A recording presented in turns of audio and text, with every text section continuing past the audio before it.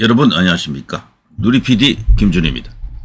자, 김문수 고용노동부 장관의 청문회가 파행됐습니다. 결국 이제 민주당 의원들이 이제 자리를 박차고 도망가 버렸습니다. 엄청난 사태가 터졌고요. 제가 볼 때는 역대급 청문회다 이렇게 이제 생각이 되고, 지금까지 총리를 포함해서 장관 청문회 중에 이토록 거대한 빅 이슈를 만든 유일한 케이스가 아닌가 이런 생각이 듭니다. 대한민국 현대사를 관통하는 거대 주제들이 전부 다 나타났습니다.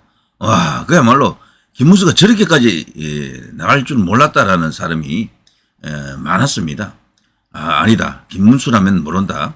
정말 자기 소신 그대로 엄청난 어떤 결기와 용기를 보일 가능성도 크다. 그렇게 이제 전망한 사람들도 많았죠. 누리PD가 벌써 며칠 전부터 방송을 이제 그렇게 했었죠.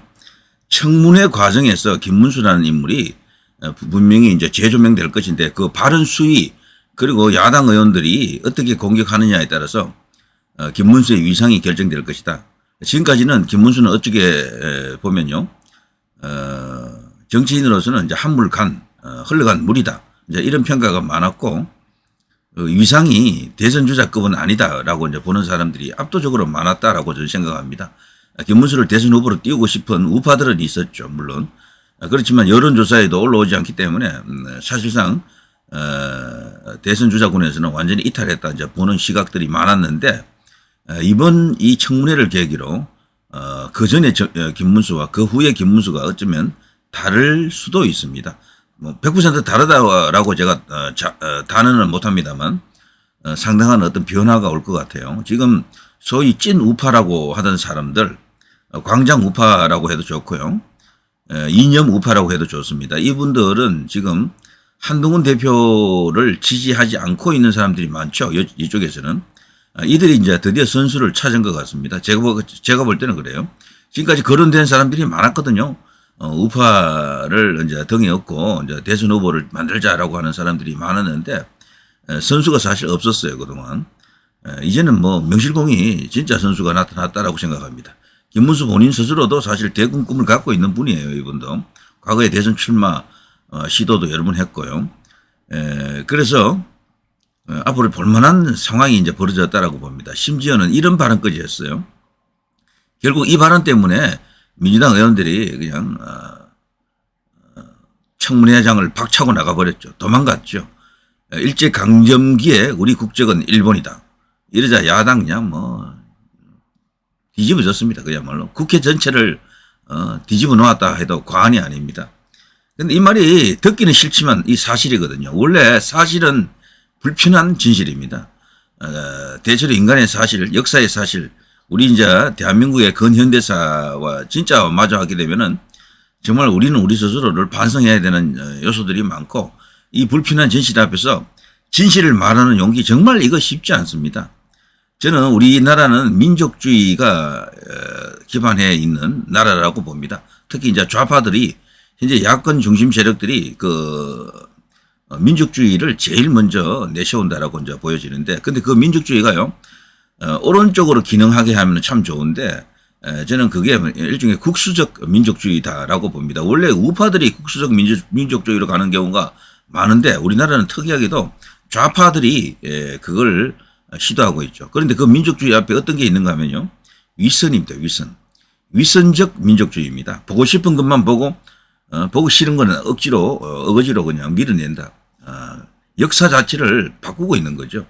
듣고 싶은 것만 듣고 보고 싶은 것만 보는 게 우리나라 이 좌파, 뭐 소위 말해서 우파에서 비난하는 저들 붉은 레드 사관이다, 빨강이 사관이다, 이제 그렇게 보는 사람들도 많습니다. 자, 국회에서 일어났던 일 중에 요거는 너무도 특별해서 제가요, 요거 이제 에피소드를 조금 설명해 드리겠습니다. 일제강점기 우리 국적은 일본이다라고 이제 답을 하자 이제 청문회가 결국 파행됐습니다. 당연히 이제 야당 의원들은 김문수 후보의 역사관을 문제 삼으면서 후보 사퇴를 강력하게 요구했고요. 이렇게 됐습니다. 박홍배 더불어민주당 의원이 과거 김문수 후보자의 문재인 대통령이 건국은 1948년 8월 15일이 아니라 1919년이다라는 이상한 이야기를 하고 있다라는 발언을 이제 지적했습니다. 이게 과거 김문수 후보가 했던 발언이죠. 이 광장에서는 이것은 기본적으로 상식적으로 나오는 발언들인데요. 여기에 대해서 김문수 후보가 일제강점기 우리나라의 국적이라고 하는 것은 없었다. 우리는 그 당시 우리의 국적은 일본이었다라고 답을 한 겁니다. 그런데 뭐 이거 틀린 말이 아니잖아요. 사실 나라가 망했는데 무슨 국적이 있겠습니까? 나라를 뺏겼으니 당연히 우리 선조의 국적은 일본이다. 이렇게 말했고요. 일제강점기 때 우리 국적이 한국일 수 있겠나? 상식적인 이야기를 해야 한다라고 반박했습니다. 이 이제 김문수 후보의 그 충격 발언 혹은 폭탄 발언, 돌직구, 핵직구에 대해서 야당 의원들은 너무 나갔다, 너무 심각하다, 고성을 막 내지르면서요. 특히 강덕구 의원이라고 있습니다. 김문수를 잡아보려고 무든히 애를 쓰는데요. 판판이 깨졌죠. 사퇴할 의사가 없느냐 그러니까 김문수 후보 특유의 단호함으로 사퇴 의사 전혀 없습니다. 딱 그러더군요. 야 정말 자 어쨌거나 그 강덕구가요. 여야 진보를 떠나 대한민국을 부정하는 발언이다 라고 강력하게 항의를 했고요. 자 이렇게 되자 그 당시 너무 이제 분위기가 이제 이렇게 삼엄해지자 안호걸 그 환노위원장은 정회를 선포했습니다. 이후에도 여야의 입장차는 좁혀지지 않았죠.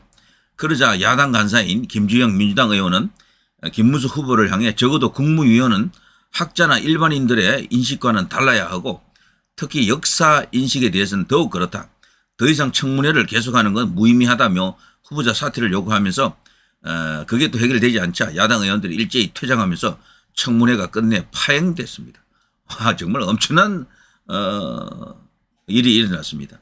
일제강점기 그때 말이죠. 그 유명한 송기정 선수 있죠. 송기정 선수고 당시 이름이 뭡니까? 기대이손 아닙니까? 기대이손. 그리고 베를린 올림픽에서 올림픽 금메달을 따지 않습니까?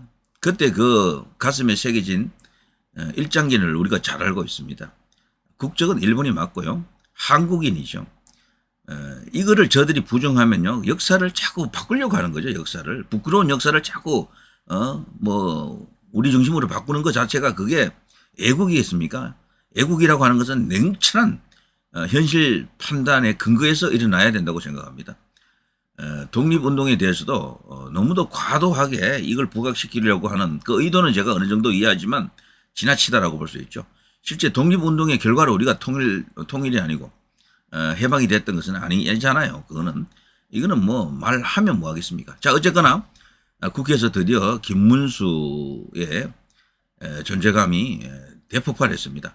자 여러 가지 이제 뉴스들이 나와 있는데요.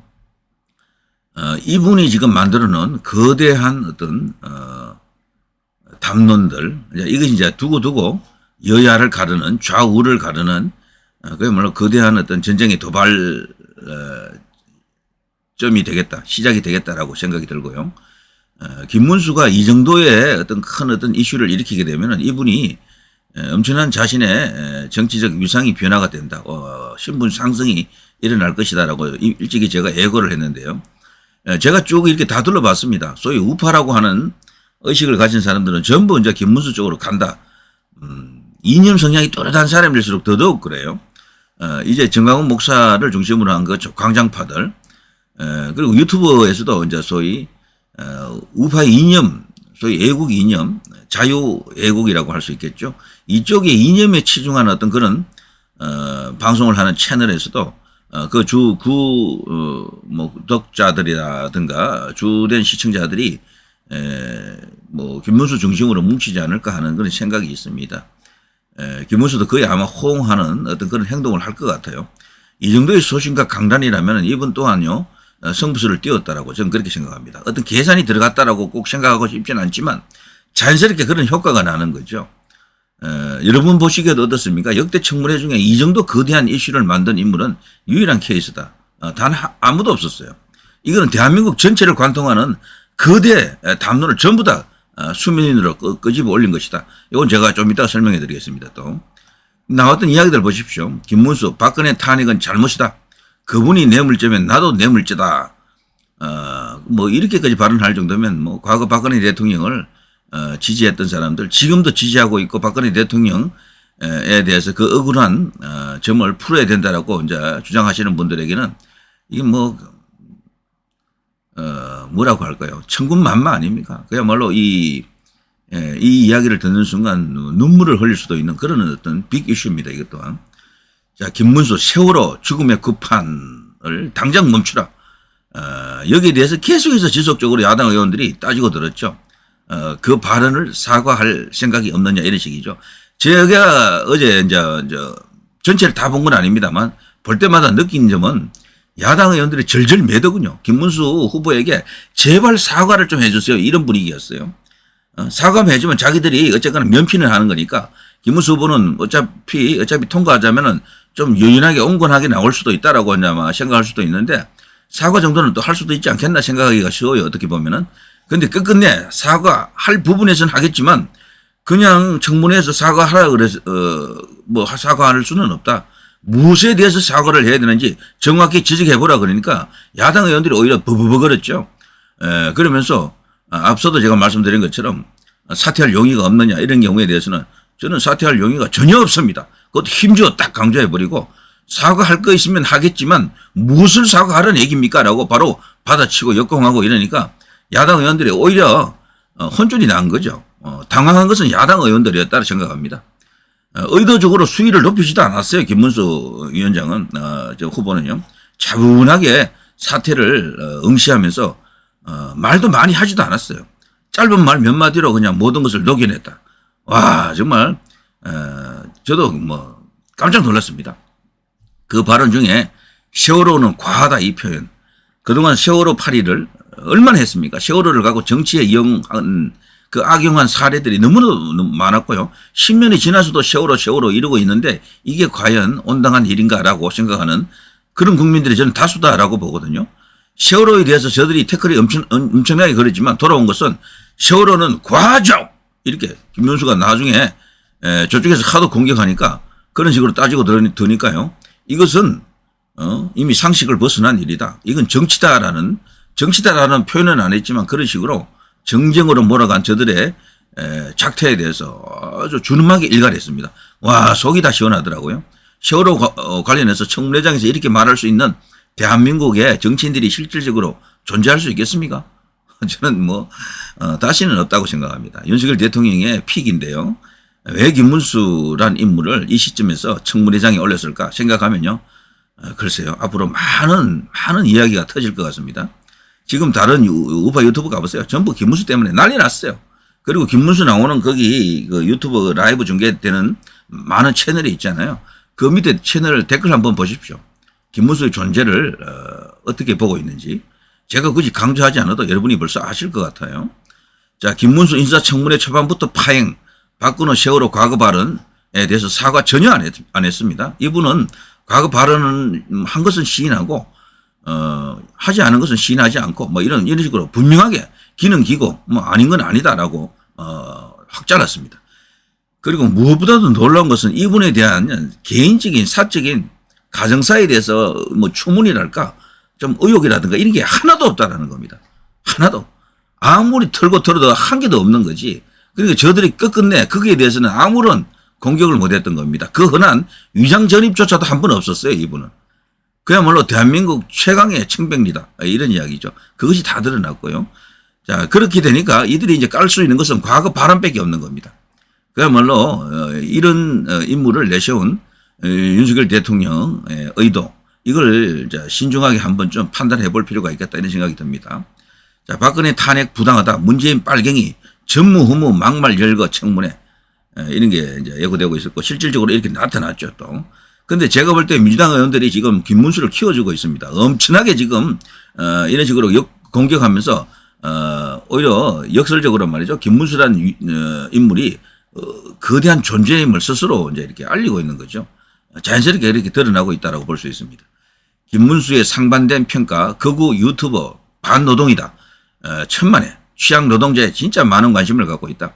저는 당연히 후자로 생각합니다. 이분은 그야말로 비정규직이라든가 같은 일을 하는 데 있어서 이 임금 차별을 있는 데 대해서 굉장히 해결 의지가 강한 인물이에요. 그야말로 노동자들이 천국되는 세상을 만들 수도 있는 그런 인물이다라고 저는 그렇게 봅니다. 사실 거구 유튜브 반도동 이것은 말이 안 되는 거고요. 김문수가 거구면은 뭐 이 방송 보시는 여러분도 거구예요. 그건 있을 수가 없는 거고, 그렇다면 우리나라의 거구가 무려 한 2천만 명 정도 되겠다. 그거는 말이 안 되고요. 자, 아무튼 이 취약 노동자들, 노동자 입장에서도 보면요, 진짜로 이걸 어느 정도 해결할 수 있는 인물은 김문수가 맞습니다. 이분은 진짜 이런 데 대한 의지가 아주 투철해요. 국가관이 우파적 국가관, 애국적 국가관을 갖고 있어서 그렇지, 그래서 저쪽 좌파들하고 부딪히는 것 뿐이지, 진짜 노동 현장에 대한 이해도도 깊고요, 해결 의지도 강합니다. 그래서 그 민노총이라든가 이런 지도부들과는 별개로 진짜 순수 근로자들은요, 김문수 같은 이런 분들을 환영해야 됩니다.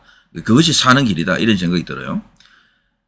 김문수 노동자 감당 못할 손해배상 법원에서 가려야 노란봉투법 반대. 와, 이렇게 그냥 확고하게 자신의 입장을 이렇게 피력했습니다.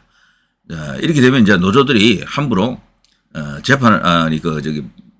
파업을 못 하는 거죠. 불법 파업하다가는 박살나는 겁니다.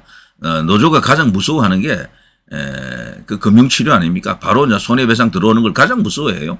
돈으로 그냥 걸어야 됩니다. 무조건 그거를 그냥 바로 실현하겠다라고 그냥 분명히 청문회장에서 그런 말을 할 정도면 이분이 만일에 진짜 장관이 됐을 때 어떻게 나갈 것인지 한번 생각해 보십시다. 정말 엄청난 일이죠. 노란봉투법, 이게 얼마나 악법입니까? 기업만을 위한 법이 아니에요. 우리나라를 살리는 그런 일이죠. 자, 김문수 세월호 발언 사과 거부, 4.3 사건은 건국 부정한 폭동이었다. 와, 이 대목이 어쩌면 또 하이라이트일 수가 있겠죠. 4.3 사건에 대해서 그때 무고한 양민이 희생된 것은 있었다. 4.3은 분명히 남도당이 주도한 대한민국 건국을 반대하는 폭동이었다. 와, 5.18 이야기는 나오지 않았는데요. 4.3에 대해서 이런 분명한 애국적, 우파적, 그리고 그걸 떠나서 말이죠. 애국, 우파 이런 걸 떠나서 사실인 거예요. 사실. 팩터인 겁니다. 이게. 이걸 분명하게 이야기한, 어떻게 보면 청문회장에서 이렇게 분명하고 선명하게 발언한 최초의 사례다라고 저는 그렇게 봅니다. 소위 우파적 관점을 갖는 사람들도 이 정도로까지 강하게 이렇게 자신의 입장을 피력한 경우는 없었습니다. 지금까지. 4.3 사건은 건국을 부정하는 폭동이었다. 자, 이 대목에서도 우파들이 환호했다 그러죠. 와! 상용차 노조 자살특공대 과거 발언이 있었죠. 이건 맞잖아요. 그 당시 상용차 노조 내부에서도 이런 걔네들이 많았습니다. 우리가 우리 스스로를 황금알을 낳는 거위를 배를 갈랐다라고 자성하는 목소리도 많았거든요. 전혀 반성할 문제 아니겠죠. 노동부 장관이 되면서, 고용노동부 장관이 되면서 이제 이런 발언이 나왔기 때문에 이것 또한 엄청난 파장을 불러일으키는데 거침없이 결국 자신의 말을 다 했습니다. 자, 이걸 보면서 이제 김문수라는 인물이 이제 어떤 인물인지 우리가 다 이제 알 수가 있겠죠. 제가 이걸 한번 따로 정리를 해봤는데요. 이런 식이죠. 역대급 장관 청문회가 되고 있고요. 김문수의 전쟁 난리 났다라고 생각합니다. 박근혜 탄핵에 대해서는요, 그분이 뇌물죄면 나도 뇌물죄다, 이런 식으로. 김문수가 사실은요, 옛날부터도 그 청백리로 유명했습니다. 그런 분이 이제 이런 말을 했기 때문에 그야말로 이제 설득력이 있는 거죠. 세월호 급한 당장 집어치워라. 여기에 대해서도 제가 앞서 설명드린 것처럼 전혀 그 말에 대해서 사과할 이유가 없다. 너무도 과했다. 세월호로 인해서 한 나라를 들고 흔들었죠. 박근혜 정권을 붕괴시킨 것은 그 기초는 결국 세월호죠. 그런 것도 포함해서, 그리고 야당이 이걸 갖고 얼마나 우려먹었습니까? 일본 관련 이슈, 세월호 관련 이슈 갖고 선거하고 정치했다 해도 과언이 아니죠. 건국에 대한 입장도 임정은 인정이 안 된다. 그 수고는 인정할 수가 있지만 이걸 우리나라의 이제 정부 수립이라든가 건국의 원년으로 볼 수는 없다라는 선명한 분명한 입장을 이야기했죠. 홍준표가 최근에 이 건국에 관련해서 임정을 받아들여야 되겠다라는 식으로 변절을 했는데요. 김문수는 뚜렷하게 우파적 관점을 가졌습니다. 홍준표가 박정희 대통령 동상도 세우려고 하고 있고 그 광장을 지금 만들고 있지 않습니까? 우파표를 이제 얻으려고 하는 노력인데 김문수 쪽으로 다가갈 것 같아요. 홍준표의 노력은 무위로 그칠 것 같습니다. 최근에 이제 오세훈 또한 광화문 광장에 대형 태극기를 지금 세우는 100억 정도 든다 그러죠. 거대한 어떤 태극기인데 그 프로젝트도 또한 전체적으로 이 우파를 의식한 그런 행동입니다. 왜냐하면 지금 우파는 지금 무주공산이에요. 어떻게 보면 제대로 된 우파형 그 대선 주자가 없거든요. 그걸로 지금 정탈전이 벌어졌는데 김문수 쪽으로 다 몰릴 것 같아요. 이런 식이면. 자, 현대사에 대해서 4.3은 폭동이다라고 그 과정에서 그 폭동을 진압하는 과정에서 무고한 양민들이 희생되었다. 거기에 대해서는 충분한 심심한 사과와 보상이 이루어져야 된다. 이런 입장을 갖고 있죠. 이게 팩트거든요. 한강의 기적. 자신은 대한민국의 역사를 과거에는 어느 정도 부정했지만 지금은 너무도 자랑스럽다. 나의 대한민국, 현대 대한민국, 이승만 박정희 대통령을 거친 이 시대를 자신의 기적으로 보고 있는 거죠. 너무도 위대하고 자랑스러운 시대였다라는 것을 자기도 운동권 시절에는 미처 몰랐지만 나중에 각성이 오고 난 후에 소련이 멸망하고 붕괴하고 그리고 또 동유럽이 변할 때 그때 그것을 자기가 한순간에 돈수급으로 느꼈다라고 합니다. 그때부터 김문수가 확 이렇게 사상 전향이 일어나고 이제 사람이 바뀌는 거죠. 노동 귀족에 대해서도 분명한 인식을 갖고 있습니다. 지금의 노조는 노동 귀족, 소수의 귀족들이 지도부를 구성해서 지금 움직이고 있는 그런 조직이다. 이것은 안 된다라는 분명한 입장을 갖고 있습니다. 그래서 노란봉투법 같은 것을 절대적으로 막아야 된다.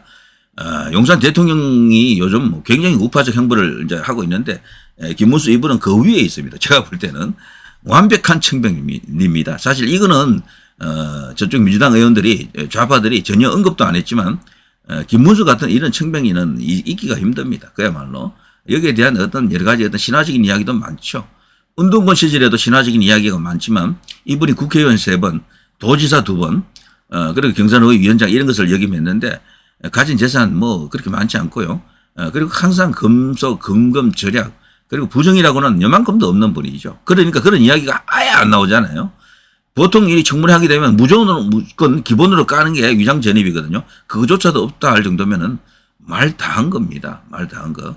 자, 아무튼 이렇게 해서 김문수라는 인물이 소위 이제 찐 우파라고 스스로들 생각하는 광장 우파라고 생각하는 이념 우파라고 생각하는 분들의 아이콘으로 이렇게 올라왔습니다. 이것은 이제 당연한 어떤 현실이 된 것 같고요. 자, 여기서 그냥 김문수가 대선 주자로 편입되느냐 이것은 별개의 문제입니다만 저는 가능성이 있을 것으로 다만 다른 변수도 많습니다. 우파 혹은 이 보수 현 여권 전체를 리더하는 거대 그 여론 생산 공장은 조중동입니다. 조중동으로 비롯되는 이 언론들이죠. 여기서 과연 김문수에 대해서 어떻게 대응하느냐, 어떻게 대해 주느냐, 어떤 반응을 보이느냐가 이제 중요한데 제가 지금 유심히 살펴봤는데요. 일단은 관망 모드입니다. 관망 모드. 그리고 김문수를 대선 주자로 띄워서 한동훈과 경쟁 구도를 만들고자 한다면은 또 다른 어떤 2단계가 필요할 겁니다. 일단 분명히 우파들의 마음을 휘어잡은 것은 사실이지만 조중동의 마음을 잡은 것 같지는 않아요. 김문수 이분이 과연 우파적 어떤 이런 것만 갖고 경쟁력이 있겠느냐. 지금의 MZ세대 10대, 20대, 30대들이 반응하겠느냐. 이 부분에서는 거대한 물음표가 있는 것 또한 사실이죠. 그래서 거기에 대해서 김문수가 어떤 해답을 내놓을 수 있을지 조중동이 어떻게 반응하는지 이런 것까지도 포함해서 이야기를 해봐야 되는 거죠. 그러나 저는요 개인적으로 김문수가 만들어놓은 거대한 이 담론들, 거대한 화두, 그리고 이때 물음표와 함께 동시에 느낌표도 있거든요. 이런 것들이 정말 우파 혹은 보수 범여권의 정치 지형을 한층 확장하고 있다고 생각합니다. 한동훈은 중도 확장, 그리고 이제 이 김문수 같은 경우는 우파 결집이 되겠죠. 자, 이것이 시너지 효과를 낼 수 있도록 해야 되겠죠. 서로. 김문수의 지지가 결국 이제 우파 전체를 하나로 묶는 힘이라면은 한동훈으로 더욱더 큰 어떤 외연 확장이 이루어지고 그것이 나중에 결합이 될 겁니다. 결국에는요. 이제 그게 이제 차기 뭐 정권을 연장할 수도 있는 저쪽에 이제 정권을 뺏기지 않을 수 있는 가장 좋은 어떤 방책일 수도 있겠죠. 그게 이제 분진 합격이 되겠죠. 자, 누리 PD 김준혜였습니다.